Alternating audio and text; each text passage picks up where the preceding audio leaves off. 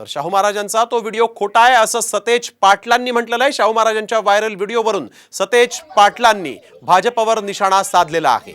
शाहू महाराज पीडितांच्या व्यथा ऐकत होते असं त्यांनी म्हटलेलं आहे। भाजपच्या आयटी सेलकडून खोटा व्हिडिओ व्हायरल केला जात असल्याचा आरोप सतेज पाटलांनी केला।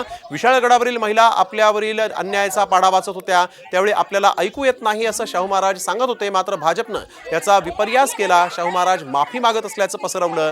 जाणून बुजून हे सर्व करण्यात आलं असा आरोप सतेज पाटलांनी केला आहे। मला वाटतं एक खोटा व्हिडिओ भाजपच्या आयटी सेलनं व्हायरल केलाय, त्याच्यावर आम्ही उद्या गुन्हा दाखल करणार आहोत।